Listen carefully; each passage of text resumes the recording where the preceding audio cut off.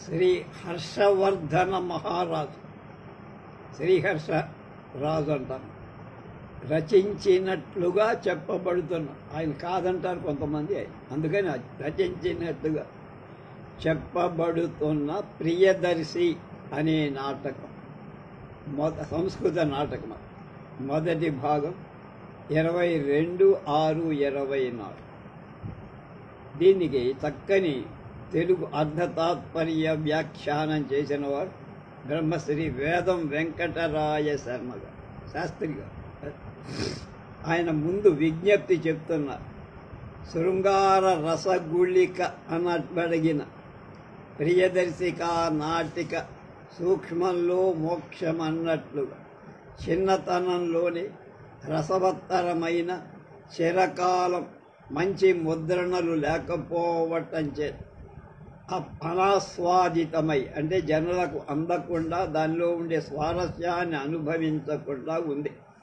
ఇది మొదట కలకత్తాలో చాలా తప్పుల తడకగా విచ్ఛాయంగా ముద్రితమై, ఆ తర్వాత మంచి దశ కలిగి విశాఖపట్నంలో శ్రీమాన్ పరవస్తు శ్రీనివాస జగన్నాథ స్వామి గారిచే సఛాయంగా సవ్యాఖ్యానంగా తెలుగు లిపిలో ప్రకటింపబడి పఠనకు అనుకూలంగా మారి, ఆ తర్వాత నాగరక ముద్రలు, అంటే సంస్కృత్ టైపింగ్లో కూడా ముద్రలలో మేలైనవి అనేకమైనవి తెలుగు లిపిలో కూడా ముద్రింపబడ్డాయి. ఈ రసమయ ప్రబంధాన్ని ఆంధ్ర సంస్కృత విద్యార్థి లోకానికి అరటి పండులాగా ఒలిచి నోట పెట్టటానికై సంస్కృత టిప్పణితో తెలుగున సంపూర్ణ టీకతో ఈ ముద్రణ చేశాను అని రాస్తున్నారు వేదం వారు. ఈ ముద్రణలో ఉచితం అని, అంటే నేను మంచిది అనుకునే ఆలోచనలు అక్కడక్కడ నేను చేసిన కొంచెం సవరణలు పెద్దలు మన్నించమని కోరారు. విద్యార్థులు చాలామంది ముందుగా ఛాయనే వెతుకుతారు, కానీ ఈ ముద్రణలో మూలంలో ఛాయ అను టీకగా ప్రాకృతంలో నేను చెప్పాను. అది ఇందులోని విధాన సంవిధాన సౌభాగ్యం, దాని మూలంగా అయిన బృహత్ కథా కాలం నాటికి ఎరంగ తెలియని వాళ్ళకి సుగ్రాహ కాదు కనుక, అంటే అర్థం కాదు కనుక వాటిని ఇందు నేను పొందుపరిచాను. పెద్దలెల్లరూ తమ శిశువుల కోసం ఈ మదీయ శ్రమను ఫలితం చెయ్యవలసిందని 1909, అంటే దాదాపు 115 సంవత్సరాల పూర్వం ఏప్రిల్ నెలలో వేదం వెంకటరాయ శాస్త్రి గారికి దీనికి విజ్ఞప్తి రాశారు. ఇప్పుడు కవి ప్రశంస చెప్తున్నారు. ఈ నాటికను రత్నావళి నాగానందం ధావకుడు, అంటే భాషకి చెందిన కాలం వాడు, ఆయన కవి రచించి తనకు ఆశ్రయమైన శ్రీహర్ష మహారాజు రచించినట్లుగా ఒక ఆభాణకం లోకంలో ప్రచారంలో ఉంది. ఇది డైరెక్ట్గా శ్రీహర్షుడు మహారాజు రాయల, ఆయన ఆస్థానంలో ధావనుడు లేక ధావకుడు అనే ఆయన రాసి, ఆయన పేరు రాజుగారి పేరు. ఈ కథానకుడు ఇలాంటివి చాలా నాటకాలు రచించినట్లుగా అందులో రసగుణ ప్రధానమైంది కిరణావళి అనే పేరు కలది ఒకటి ఉంటుందని రాజశేఖరుడు రాసిన గ్రంథం వల్ల తెలుసు. ఈ ధావనుడనేవాడు చాకలి అని, ఘటకర్పర శబ్ద ఘటిక మొదలైన పేర్లు ఉండేదని, చిన్న కావ్యాన్ని రచించిన కారణంగా అతనికి ఘటకర్పకుడనే పేరు కలదని అంటున్నారు. ధన్వంతరి క్షపణ కామర సింహ శంకు బేతాళ భట్టు ఘటకర్పర కాళిదాసాః ఖ్యాతో వరాహ మిహిరో నృపతే సభాయాం రత్నాని వైవ రుచి వై వర రుచే నవ విక్రమస్య అని అనుస్యూతంగా చెప్పబడే నవరత్నాలలో ఘటకర్పకుడు ఒకడు. అలాగే పూర్వోక్త శ్రీహర్షుడు క్రీస్తు శకం 56 అంటే క్రీస్తుకు ముందు 56 ఏళ్ల నుండి శక ప్రవర్తకుడైన ఉజ్జయినీపతి శ్రీ విక్రమార్చుడు అని, ఆయనకు శ్రీహర్షుడనే నామాంతరం కలదని కొందరు అంటారు. క్రీస్తు శకం 7వ శతాబ్దంలో కన్యాకుబ్జాన్ని ఏలిన హర్షవర్ధనుడని కొందరు భావిస్తారు. కనుక వీరిరువురు కారని తానేశ్వరాధీశ్వరుడైన శ్రీహర్షుడని కొందరు అభిప్రాయం. కనుక ఎవరు ఏ హర్షుడు అనే దాని మీద అభిప్రాయ భేదాలు. ఇప్పుడు ఇందులో కథాసరిత్సాగరంలో వత్సరాజు పూర్వ చరిత్ర ఉంది. అది మనకి ఇది చదవటానికి ఉపయోగపడుతుందని మనకి వేదం వారు చెప్తున్నారు. వత్సరాజ చరిత్ర పూర్వం ఉదయనుడు అనేటువంటి రాజు పాండవ వంశుడుగా వత్సదేశాన్ని కౌశాంబీ నగరం రాజధానిగా ఏలుతున్నాడు. అతడు బాల్యంలో వాసుకి అనే అటువంటి అన్నను వసునేమి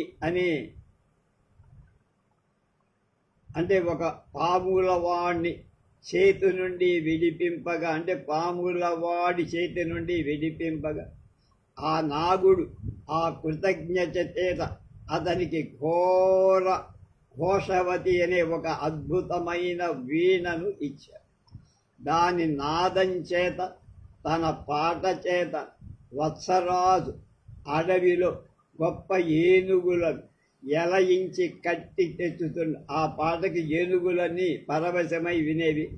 వాటిని బంధించి తెచ్చుకునేవాడు. ఉజ్జయినీపతి మహాసేనుడు చండికను గురించి తాను చేసిన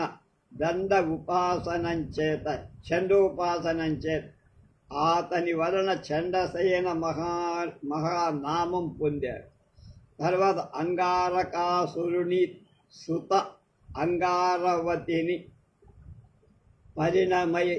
అంటే పెళ్లి చేసుకొని ఆమె వలన గోపాలకుడు పాలకుడు అనే 2 కొడుకులని, అలాగే వాసవుని వరం వల్ల అసమాన లావణ్యమైన వాసవదత్త అనే కూతుర్ని పొందారు. మనకి వాసవదత్త భాసుడి వాసవదత్త నాటకంలో కథ ఇది. ఆమె పెళ్లి ఈడు రాగానే చండమహాసేనుడు ఆమెకు తగిన వరుడు, తనకు శాశ్వత వైరి అయిన వత్సరాజు కాక వేరొకరెవరూ లేకపోవటం తెలిసి అతన్ని వశపరుచుకోవటాన్ని వత్సరాజులు తన ఇంటికి వచ్చి తన కూతురు గాంధర్వ విద్య నేర్పాలని చాలా దుఃఖంతో సభాముఖంగా అడిగారు. మంత్రుల బోధ చేత వత్సరాజు తనకడనే శిష్యంగా కూతుర్ను పంపవచ్చునని దండమహాసేనుడికి ప్రతి సందేశం పంపారు. ఆమె నా దగ్గరికి వచ్చి నేర్చుకో.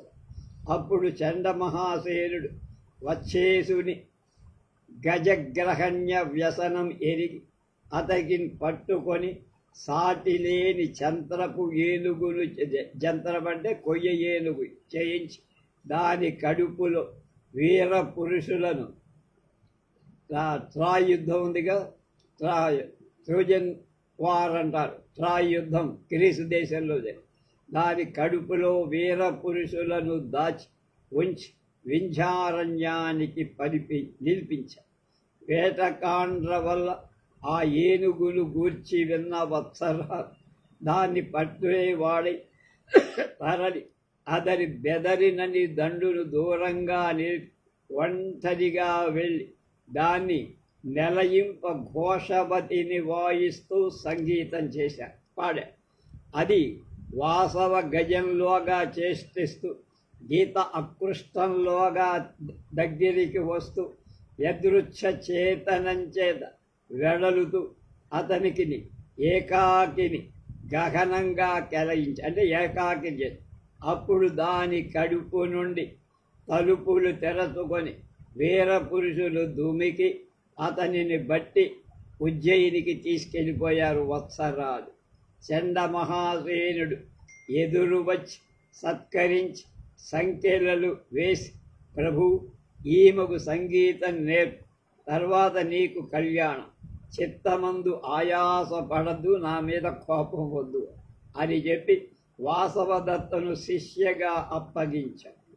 ఈ ప్రసక్తితే వాసవదత్త వత్సేసుణ్ణి వలచి అతడికై ఏ సాహసమైనా చేయటానికి సిద్ధపడి ఉన్నాడు. ఇంతలో వత్సేసుడి మహామంత్రి యౌగంధరాయనుడు రాజ్యం రుమణ్వ రాదుల అప్పగించి వచ్చి తన యోగ విద్యా ప్రభావం చేత తనకు వసంతుకొడికి మారు రూపులు చేయించి అంటే పొంది ఉజ్జయినికి వచ్చి ప్రభువుకు వినోదార్థమై వసంతుకొడి సన్నిధికి పంపాడు ఆయన దగ్గర. తర్వాత తాను కావాల్సిన ఏర్పాటు చేసి అదృశ్య కరణిచే రాచనగరులోకి వచ్చి వత్సరాజుని చూసి ఆయన్ని ఇలా హెచ్చరించాడు. రాజా, నిన్ను చండమహాసేనుడు మాయ చేత పట్టికెచ్చాడు. నిన్నితడు కుమార్తెనిచ్చి సమ్మానించి విడిపింపదలచి ఉన్నాడు. కనుక ఇతని కూతుర్ని మనం స్వయంగా హరించి కొనిపోదాం. అందువల్ల ఇతని గర్వానికి తగిన ప్రాయశ్చిత్తం కలుగు. మనకు పౌరుషం లేదని నింద పోతుంది. ఇతడు కుమార్తెకు భద్రవతి అనే ఒక ఏనుగు ఇచ్చాడు. దాని వేగాన్ని పట్టడం సాధ్యం ఎవరికీ లేదు. కనుక మరి ఏ ఏనుగు దానికి మించిన సామర్థ్యం లేదు. దాన్ని చూసితే నడగిరి దానితో యుద్ధం చేయలేదు. మావటిని విషాదకుడనే వాణ్ణి నేను విస్తారంగా డబ్బిచ్చి స్వాధీనం పరుచుకొను. కనుక వాసవదత్తా సమేతుడవై సాయుధుడవై ఆ ఏనుగునెక్కి రాత్రి రహస్యంగా వెళ్ళిపో. ఇలా ఇంకేదైనా ఉంటే మైహూనా నేను చూసుకుంటాను అని చెప్పి యౌగంధరాయనుడు వెళ్ళిపోయాడు. ఆ తర్వాత వత్సరాజు ఆ పన్నాగాన్ని వాసవదత్తకి చెప్పాడు. ఊరుకుంటాడా? ఆమె ఆషాఢకుని ప్రయాణ సన్నాహానికి ఆజ్ఞ చేసింది. రాత్రి ఆషాఢకుడు భద్రవతిని సన్నాహం చేసి తెచ్చాడు.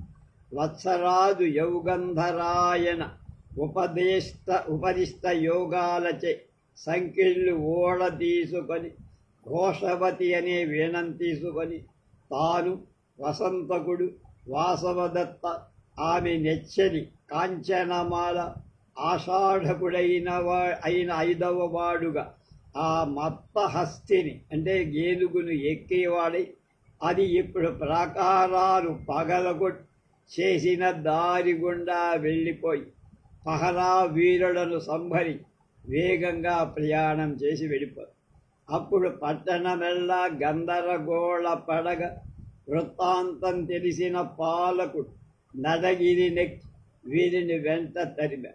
వత్సరాజు వాడిపై అంపవాన అంటే శరాల బాణాల వర్షం కురి భద్రవతిని నడగిరి కొట్టదాయ. అంతలో గోపాలకుడు వచ్చి తమ్ముడి యుద్ధం నుండి నివారించి తీసుకొని పోయాడు.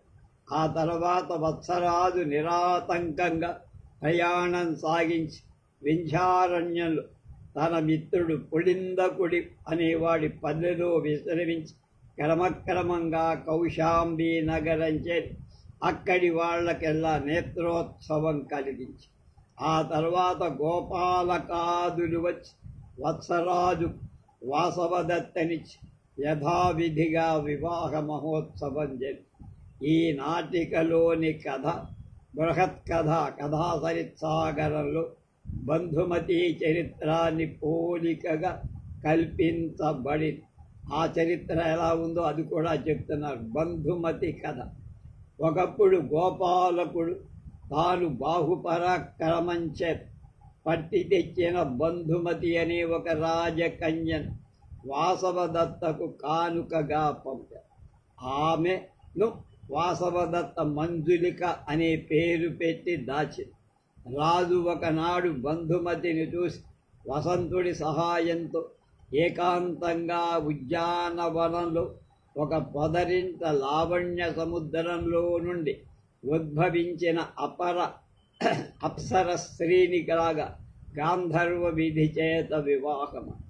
దాన్ని చాటు నుండి చూసి కోపగించి వాసవదత్ తన పుట్టినింటి నుండి వచ్చి ఉన్న ఒక పరివ్రాజక సాలంకృతినని అనే దాన్ని ఆమెను శరణు తెచ్చి ఆమె మాటల చేత అలుక్క తీరి వాసవదత్త బంధుమతిని భర్తకిచ్చేసి. పతివ్రతల మనస్సు మృదువు కదా, ఇచ్చి వసంతుడి కూడా ఖైదు నుండి విడిపించింది.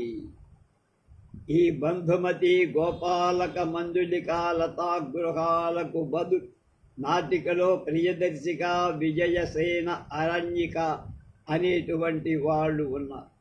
కడప విషయమంతా మిగతాది మామూలుగానే ఉంది అంటుంది. ఇక నాటకంలో పాత్ర సూత్రధారుడు వసువు అంగరాజు గారి కంచుకి సేవకుడు. ఉదయనుడు ఆయనే వత్సరాజు, మన హీరో కథానాయకుడు. వసంతకుడు వత్సరాజు యొక్క పక్కన ఉండే విదూషకుడు. రుమండవంతుడు ఉదయుడి యొక్క అమాత్యుడు, ఉదయరాజు అయిన వత్సరాజు యొక్క మంత్రి. అలాగే విజయసేనుడు సేనానాయకుడు, చండ మహాసేనుడి కంచుకి వాళ్ళు మగ పాత్ర. స్త్రీ పాత్రలలో ప్రతీహారి, వాసవదత్త ఉదయనుని యొక్క పట్టపుదేవి, ఆరణ్యిక ఆమెని ప్రియదర్శిక అంటారు, అంగరాజు కూతురు కథానాయిక. ఇందీవరిక అంటే చేటి, మనోరమ చేటి, కాంచనమాల కూడా చేటి, సాంకృత్యాయని పరివ్రాజిక అంటే బౌద్ధ పరివ్రాజి.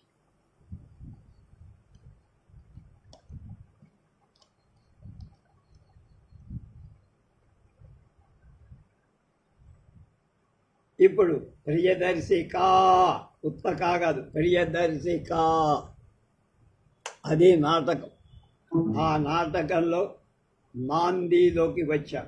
ఇది శ్రీహర్ష మహారాజు నటించినట్టుగా చెప్పబడిన నాటకం, అది గుర్తుపెట్టుకో. నాంది ధూమ వ్యాకుల దృష్టిరిందు కిరణైరహ్లాదితాక్షీ పునః పశ్యంతి వరముత్సుకా నతముఖీ భూయో ప్రియా బ్రహ్మణ శీర్ష్యాపాదనఖేందు దర్పణగతే గంగాం దధానే శివే పశ్చాదుత్పలకా కరగ్రహ విధౌ గౌరీ శివాయాస్తు యాంతు వహ. మళ్ళా ధూమవ్యాకుల దృష్టిరిందు కిరణైరహ్లాదితాక్షి అక్షి అని పునః పశ్యంతి వరముత్సుకా నతముఖీ భూయో ప్రియ బ్రహ్మణ శీర్ష్యాపాదనఖేందు దర్పణగతే గంగాం దధానే శివే పశ్చాదుత్పలకా కరగ్రహ విధౌ గౌరీ శివాయాంతు వహ.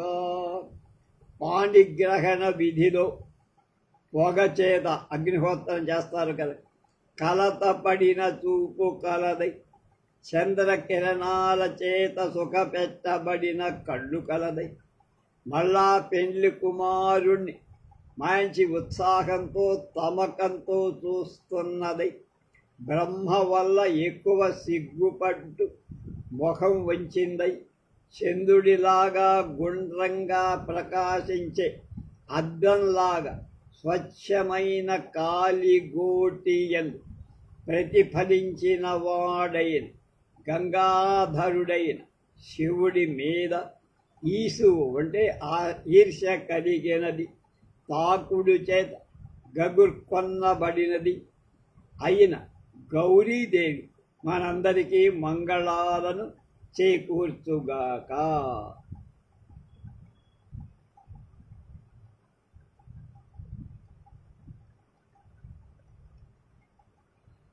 పార్వతీ పరమేశ్వరుల వివాహ సమయంలో తాత్పర్యం. వివాహాగ్ని యొద్ద పార్వతి పరమేశ్వరుణ్ణి చూడటానికి అతని వైపు కడగంటి చూట్కులు నిగిలింపగా కన్నులకు పొగ, అగ్నిహోత్ర పొగ కమ్ముకొని కళ్ళు ఎర్రబడ్డాయి. కళ్ళు తెరవలేకపోదు.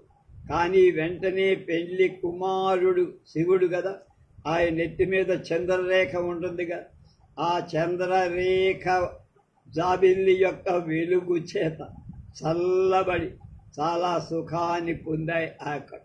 అప్పుడు ఆమె మళ్ళా అతనిని తనివి తీరగా, అంటే ఎవరిని? శివుణ్ణి చూడటానికి, ఆకాంక్షుటకు అంటే చూడటానికి ఆ చెంతనున్న బ్రహ్మదేవుడు చూస్తున్నటప్పుడు దొంగతనంగా చూస్తోందే పార్వతి.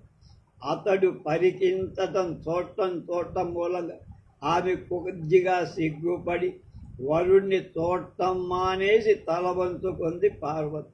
అప్పుడు అద్దంలాగా స్వచ్ఛమైన తన కాలి గోటి యందు ఆమె శివుడి యొక్క, ఆయన నెత్తి మీద ఉన్న గంగాదేవి యొక్క బొమ్మ నీడ ప్రతిఫలం కనపడింది. అప్పుడు వేరొకతను నెత్తికెక్కించుకున్నాడు వీడు అని ఆమెకు మనస్సులో ఆయన మీద కొంచెం అసూయ కలిగింది. అప్పుడు అది మరచి ప్రియతముని చేతి స్పర్శానందంలో ఓలలాడిన పార్వతీదేవి గౌరి. ఆ ఆనంద దశలో ఉన్న పార్వతి, ఓ సమాజికులారా, మీకు మేలు ఇవ్వుగాక, మేలు అనర్చుగాక. ఇది నాంది శ్లోకం. నాంది అనేది నాటకాదులలో ప్రారంభంలో దేవ బ్రాహ్మణ రాజ ప్రభృతుల స్తుతిగా సామాజికాదుల ఆశీర్వచన రూపంగా 8, 12, 18, 22 పదాలుగా రచిస్తారు మామూలుగా నాటక సంప్రదాయం. ఇందులో బిల్వ, శంఖ, చంద్ర, కమల, చక్రవాక, కుముదాది శుభవస్తు వాచకాలు కావ్యార్థ సూచకంగా ఉండాలి. అవి ఉంటే కావ్యం సుఖాంతమవుతుందని అక్కడ హీరో హీరోయిన్లకి, నాయకుడికి నాయకి వివాహం జరుగుతుందని సూచన. అపిచ తర్వాత కైలాసాద్రావుదస్తే పరిచలతి గణే శూల సత్కౌతుకేషు. రావణుడి చేత ఎత్తబడిన కైలాస పర్వతం తూలుతుండగా అటు ఇటు కంపిస్తుంది. ప్రమధలు ఉప్పొంగుతున్న కుతూహలం కలవారవుతుండగా కుమారస్వామి తల్లి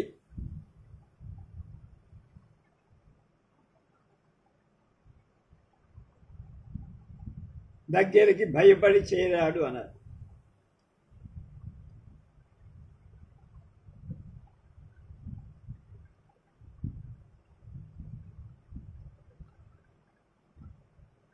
కురోడం మాతు కుమారే విశది విషముచి ప్రక్షమాణే సరోవరం పాదావస్తంభసీదవపుషి దశముఖే యాతి పాతాళమూలం క్రుద్ధోప్యాశ్లిష్టమూర్తిర్భయఘన ముమయా పాతు తుష్టః శివో వహః.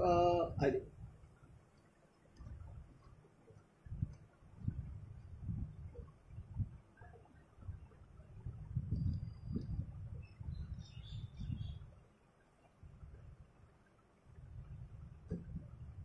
కైలాసాన్ని రావణాసురుడు ఎత్తగా భయపడి తల్లి దగ్గరికి చేరాట కుమారస్వామి పాలు తాగడు.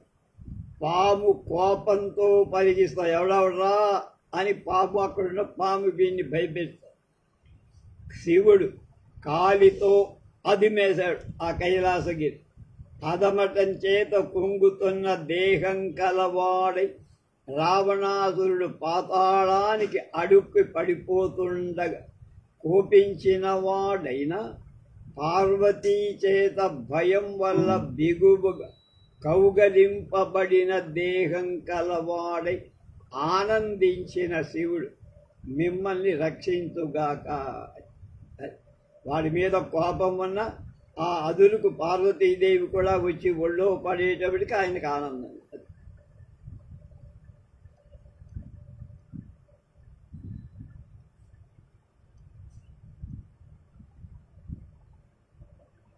నాంది తర్వాత ప్రస్తావన. నాంద్యంతే ప్రస్తావన. నాంద్యంతే సూత్రధార. అద్యాహం వసంతోత్సవే స బహుమానమాహూయ నానాదిగ్దేశాగతేన రాజ్ఞః శ్రీహర్షదేవస్య పదపద్మోపజీవిన రాజసమూహే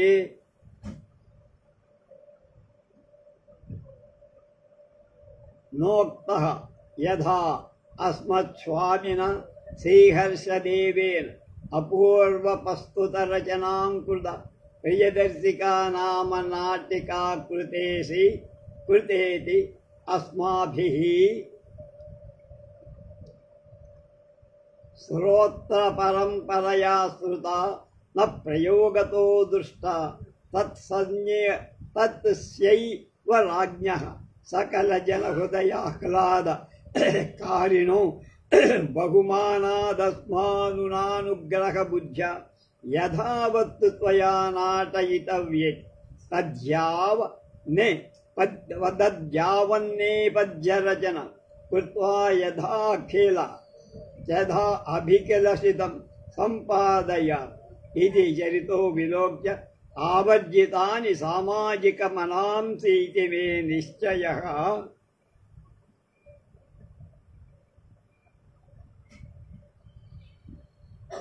కుతః శ్రీహర్షో నిపుణః కవిః పరిషదుప్యేషా గుణగ్రాహిణి లోకే హారి చ వత్సరాజచరితం నాట్యే చ దక్షావయం. అది శ్లోకం. దానికి అర్థం ఏమిటో తెలుసుకుందాం. నాంది తర్వాత సూత్రధారుడు ప్రవేశించి అంటున్నాడు ఏమని, ఇవాళ నన్ను వసంతోత్సవంతో సగౌరవంగా పిలిచి నానా దిగ్దేశాల నుండి వచ్చినట్టి వాళ్ళు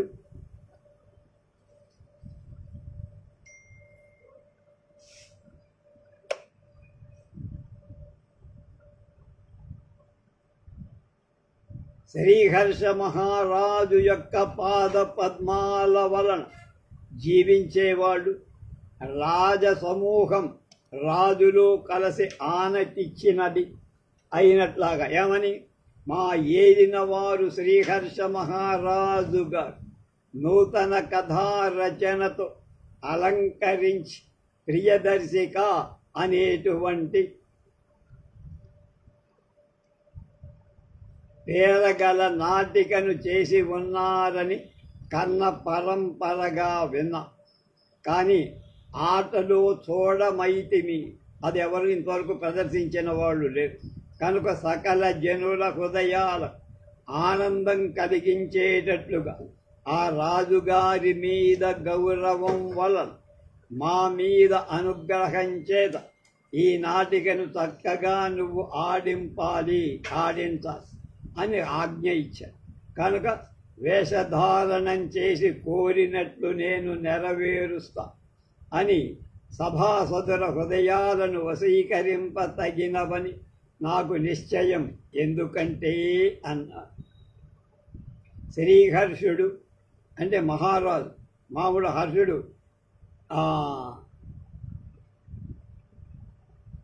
నైషధన్ రాజాడు. ఆ హర్షుడు కాదు, ఆయన బ్రాహ్మణుడు, ఈయన రాజు.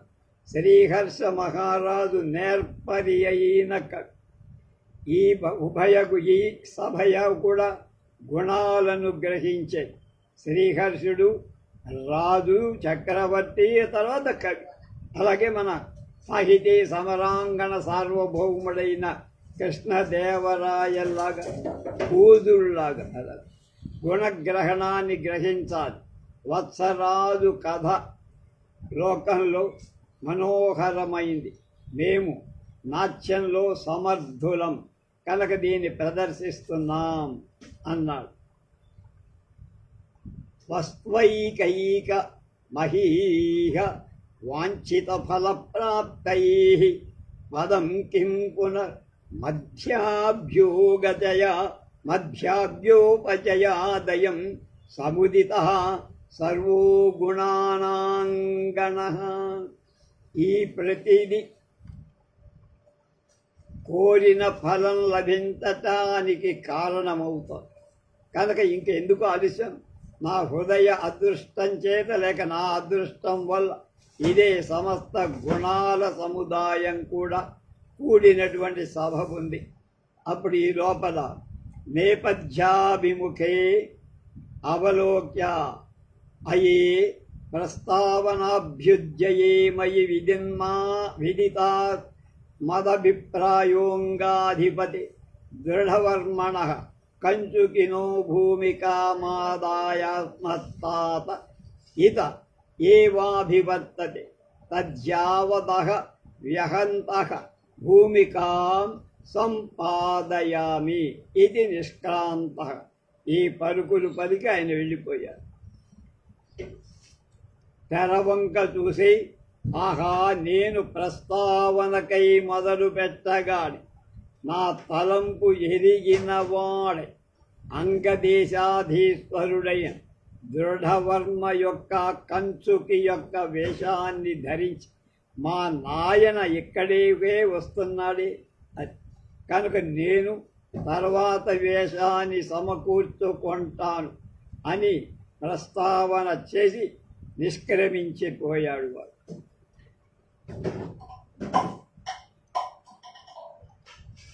శుద్ధ విష్కంభం అంటారు. తర్వాత తత ప్రవిశది కంచుకు వచ్చి కంచుకి సశోకం శ్రమం నాటకం నిష్పత్య కష్టం భూ కష్టం రాజ్ఞో విపద్బంధు వియోగ దుఃఖం దేశచ్యుతి దుర్గమ మార్గఖేద ఆస్వాద్యతే స్యాః కడు నిష్ఫలాయాః ఫలం మయైతచ్చిర జీవితాయాః. కంచుకి దుఃఖంతో అలసటను అభినయిస్తూ దీర్ఘ నిశ్వాసాలు విడిచి కటకట ఎంత పని జరిగిందిరా. రాజు యొక్క ఆపద, బంధువులను వదిలిన దుఃఖం, స్వదేశం నుండి వెళ్ళిపోయిన దూరం,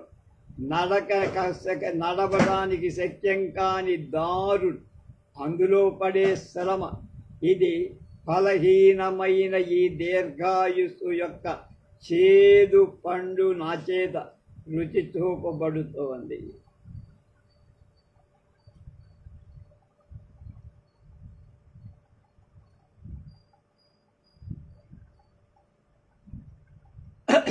తాదృశ్యశాపి నామ అప్రతిహత శక్తిత్రా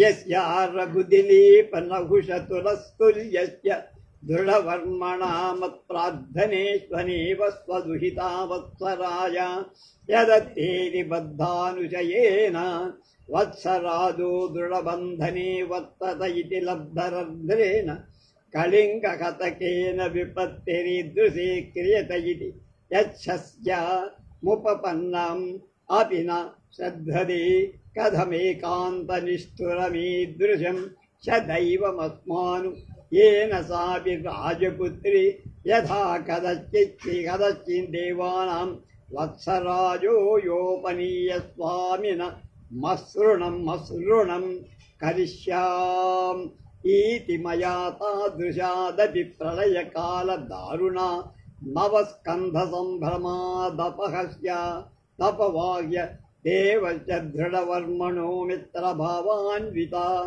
ततया आटविकस्य द्रुपदे विंशकेतोर्गृहे स्थापिता सति स्नानाय नातिदूरमित्यगन्त्यर्थं गते मयि क्षणात् कैरपि निपच्यहते विंशकेतौ रक्षोभिरिव निर्मानुषीकृते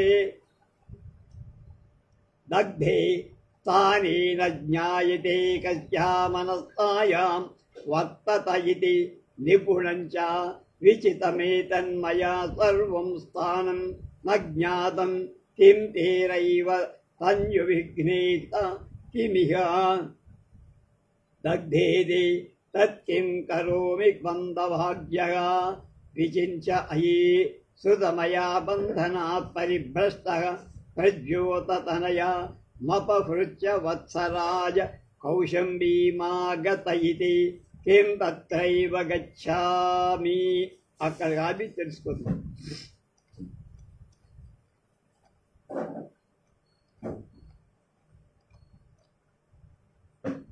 అరే అలాంటి వాడికి అవురవుర ఎదురులేని శక్తి త్రయం కలవాడా, వాడికి రఘు దిలీప నహుసురతో సమానుడైన వాడి దృఢవర్మ నేను కళింగరాజు ఆడుగుతున్నా. ఇతడు దృఢవర్మ తన కూతురును వత్సరాజుకు వాగ్దానం చేశాడు అని పగపట్టిన వాడై పాడు కళింగుడు వత్సరాజును గట్టి చెరలో ఉన్నాడని సందు పొందిన వాడై దృఢవర్మకు ఇలాంటి ఆపద చేసేటని అసంభావ్య విషయాన్ని జరిగిన దానినైనా నమ్మదాలకుండా ఉన్నాన్రా. ఏమీ దైవం ఈ విధంగా ఈ విషయమై కేవలం క్రూరంగా ప్రవర్తించింది. ఏలంటే ఆ రాజపుత్రిని ఎలాగో ఒక అట్లా ఈమెను వత్సరాజుకు అర్పించి, అంటే నా దొరను దృఢవర్మను రుణ విముక్తిని చేస్తాను కాక అని నేను ప్రళయకాల ఘోరమైన అటువంటి ముట్టడి కందరగోళం నుండి తప్పించి తెచ్చిన వాడని దృఢవర్మ నరపతికి మైత్రి కలవాడిని అవటం చేత, ఆయనతో స్నేహం ఉండటం చేత అడవి దొర వింధ్యకేతుడి ఇంటి దగ్గర ఉంచి స్నానానికి అది దూరం లేకుండా అగస్త్య తీర్థానికి పోయి ఉండగా క్షణంలో ఎవరో వచ్చి పల్లె మీద పడి వింధ్యకేతుణ్ణి చంపి రాక్షసుల్లాగా చోటిని నిర్జర ప్రదేశానికి కాల్చగా ఆ రాజపుత్రి ఏ అవస్థలో ఉందో తెలియదు. మరి చక్కగా వెతికా కానీ ఈ చోటెక్కడా తెలియకనపడు.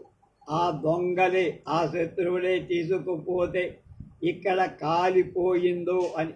కనుక ఏం చెయ్యాలి? అల్ప పుణ్యం కలవాణ్ణి నేను. ఆహా, వింటిని నేను ఖైదు నుండి వెలువడిన వాడి ప్రజ్యోతిని కూతును అపహరించి వత్సరాజు కౌశాంబికి తెచ్చాను. కానీ నాకు ఒక మాట వినబడింది. వత్సరాజు ఆమెను తీసుకొని కౌశాంబికి తీసుకువెళ్ళాడని. ఏమి అతడికే పోదునా, పోని అక్కడికి వెళ్ళనా అని అనుకుంటున్నా. నిట్టూర్పు వచ్చి పుచ్చి ఆహహా రాజపుత్రి,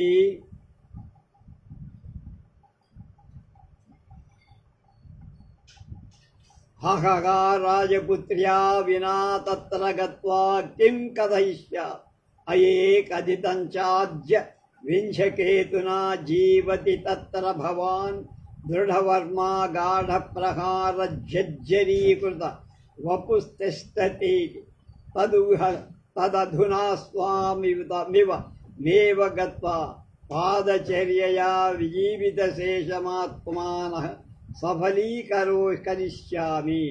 పరిక్రమోర్ధ్వమవలోక్య అహో అతి దారుణతా శరదా తపస్య యదేవమనేక దుఃఖ సంతాపితే నాప్యతిక్షణోవగమ్యతే.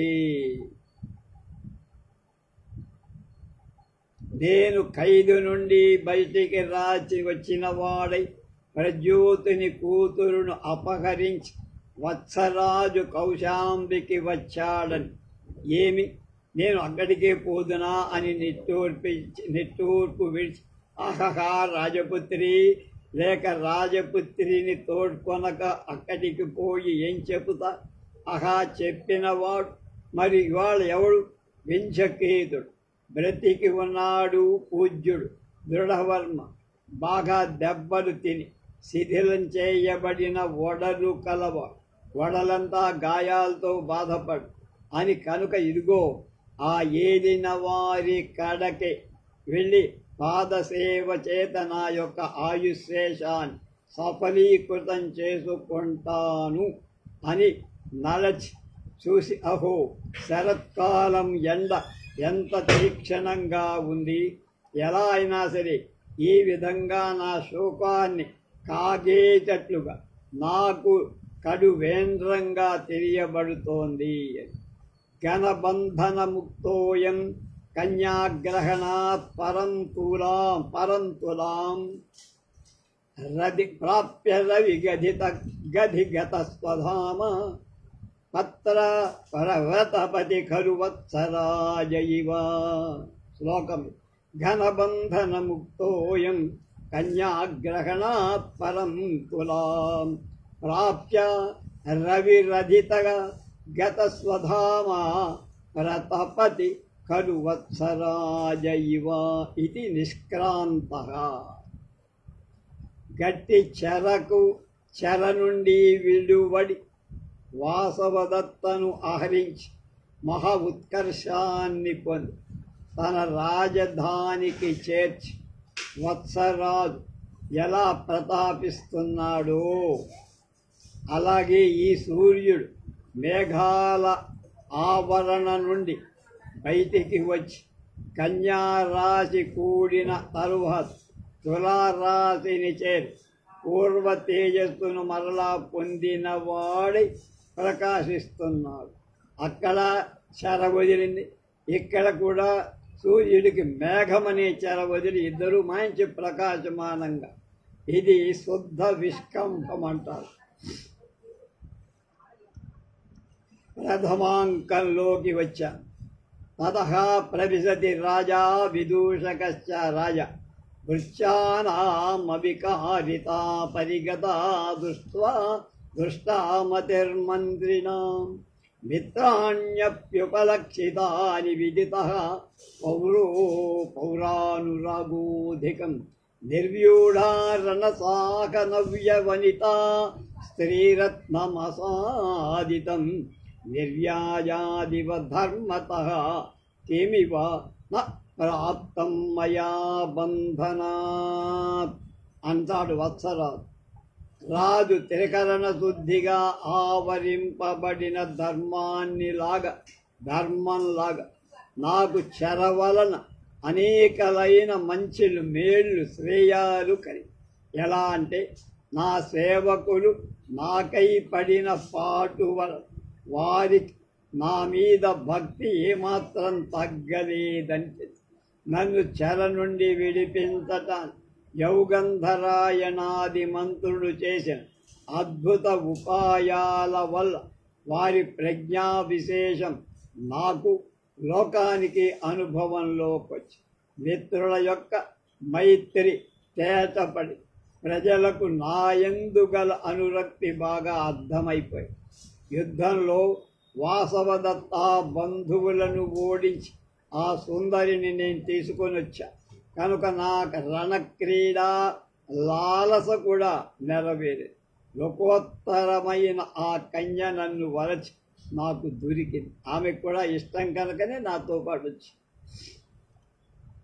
విదూషకుడు సరోషం భో వయస్య కథం తమేవ దాస్యాః నృతం బంధనహతంక ప్రశంససి తదిదానీం విస్మృతం యన్నవగ్రహైవ యూధపతి ఖలఖలాయమాన లోక శృంఖలాబంధ పరిశృంఖల చరణ శూన్యముఖ పుష్కర పిశు నిశిత హృదయ సంతాప రోషవసోత్తంభిత దృష్టిరధిగత ధరణీ పృష్ఠ రజనీస్వపి నిద్రాసుఖం న ప్రాప్నోషి అన్న. మిత్రమా ఏంట్రా, ఏమి వానికే లంజ కొడుకును పాడు చెరను పొగుడుతున్నావు? దాన్ని ఇప్పుడు మరచవా? దేనినంటే కొత్తగా పట్టుబడిన సరికాని అంటే ఏనుగు మందను నడిపేటువంటి ఏనుగుల కలమని శబ్దిస్తున్న ఇనుప సంఖ్యల కట్టుచే తొట్టిల్లుతున్న పాదాలతో అలాంటి అంటే శబ్దాలతో మోద తమ్మి చేత తెలుపబడిన మహోదౌఖం చేత కోపాధీనత చేత నువ్వు చూపబడిన నేల వీపున అంటే వట్టి నేల మీద పడుకున్న ఒక్క చెయ్యిలో రాత్రులలో నిద్ర కూడా మారేసేవగా ఆ సుఖాన్ని చూసి ఏదో వీరాధిపతి వీరుడిగా మీసాలు మెలేస్తున్నావే ఇప్పుడు అన్నాడు.